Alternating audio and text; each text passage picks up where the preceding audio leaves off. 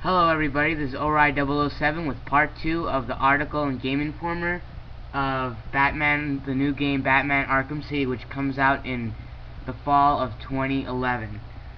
Alright, so we're going to pick up where we left off. Crooked Court. Batman drifts to the courthouse rooftop and sneaks through a window. It's immediately evident that Two-Face has made his place his own. Half of the interior is immediately classic courtroom, while the other side has been trashed and burned. Catwoman, bound in ropes, dangles upside down over a vat of acid, while Two-Face paces back and forth, flipping his famously mirrored silver dollar. A couple of dozen inmates have come to see the show. The only way to get by this place to get themselves some respect, says Two-Face, more sensibly sighed. All that remains from former District Attorney Harvey Dent. Fear. That's how we get respect. Show them how we do things, replies his twisted, disfigured side, in a noticeable, more sinister voice. We should be fair, though. This is a place of justice, after all. Screw justice. Kill her and they'll all fear us. Bring out the defendant. You certainly know how to keep a girl hanging, Harv, Catwoman says. Hey, have you had some work done? Two-Face strikes across the face. That's for spying on us. No one spies on us, he threatens. I'm sorry, I've been a bad kitty, she teases. Untie me and I'll make it up to you. Let's see if the coin thinks you're telling the truth, Two-Face snarls. This court is now in session. As the cutscenes comes to a close, Batman scans the area with his blue-tinged detective vision and notices a single-armed guard above his position. He grapples to the platform behind the enemy, and instead of automatically dangling from the ledge like before, Batman has now optioned an instant flip up into the rolls and maintains his forward momentum. He pops the roll right behind the armed guard and initiates a chokehold. Like the Gears of War reload mechanic, players can now hit the attack button again, just the right time to bring down enemies faster. A wire stretches above the scene and Batman creeps along it to get a better vantage point. He scans and imitates and finds one with a knife in need of disarming. With a simple button press, Batman attaches his grapple hook to the wire, jumps off, and goes into a swing kick that knocks the guy across the room like a golf ball. Batman lands in the middle of the audience. Several goons run away in terror, but plenty stick around for the beating. Batman vaults over the closest one, casually spraying some explosive gel in his back, and proceeds. All gadgets are now a key role in playing in combat for the new Batman Arkham City, my bad. Two enemies swing at him in a quick succession, and Batman palms both fists, crushing their hands until they're left writhing on the floor. As he wails away at another foe, a new group fills in behind. Batman summons a colony of bats to the scene to disorient the panicked attackers. Two-Face fires a pistol, intimidatingly forcing Batman to perform a series of gymnastic moves. After the bats have moved on, Batman pulls out his detonator and hits the switch. Previously placed gel blasts several enemies, and the last two inmates are desperate. One picks up a chair and clucks it at Batman. Just when it's about to hit him in the head, Batman reaches up and catches it, instantly throwing it back.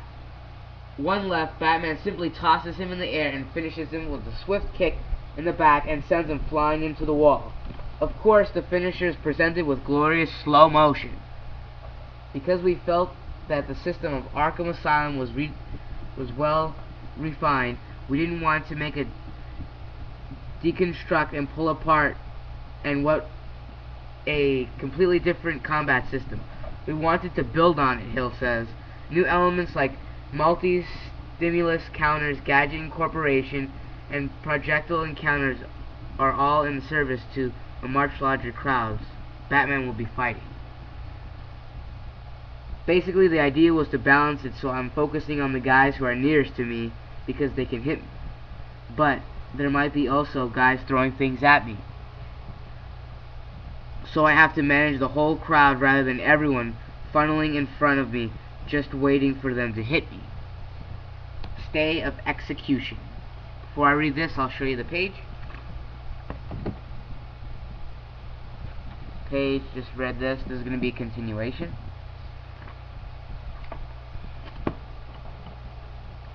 Batman and Catwoman, a complicated past. Rocksteady emphasized that Batman and Catwoman's relationship is still very early in the Arkham universe, but they have varying degrees of romance and rivalry. He knows that she has crossed the line sometimes and broken the law. She's a thief. That's what she does, says director Stephen Hill. But he thinks that she's someone who can be saved. Obviously, there's a spark between them, which neither of them is willing to acknowledge. Batman is in too control of his emotions to express that, and doesn't have many friends in place. So Catwoman is definitely someone he needs on his side.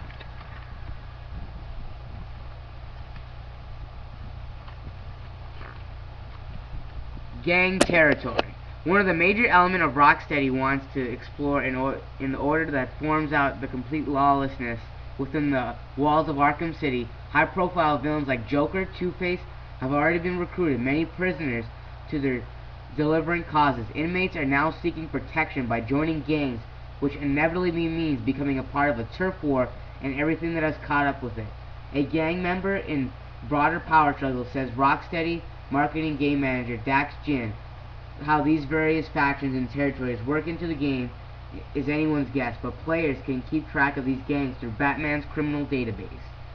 But maybe now he could try to play different sides against each other and take them down one by one and start his own army. Batman can now counter 2 attacks at once. Enemies will have more variety appearance this time instead of the generic regular enemies in Batman Arkham Asylum, the regular Arkham guards. Stay of execution. With all of his goons commissioned, Two-Face makes one final play. Objection, he says before shooting Batman. Overruled. With his nuisance of the picture, Two-Face turns to his prey. Heads or tails, kitty cat? Which one ends with me getting out here alive, she asks. Two-Face flips the coins, and the scared side lands face up. Not this one. Time to die. I vote for a stay of execution. Next page. Catwoman says as she claws the ropes off her wrist and slashes him in the face. Two-Face recoils in pain, clutching his eyes and cursing at her. Catwoman frees her legs and gets the right side up. A grappling hook fires from out of nowhere, and Two-Face, and soon enough, he's the one dangling above the acid. I thought it was the only one that cats had 9 lives. Catwoman, aka Selina Kyle, teases as Batman walks into view. Anyone ever tell you that you're full of surprises?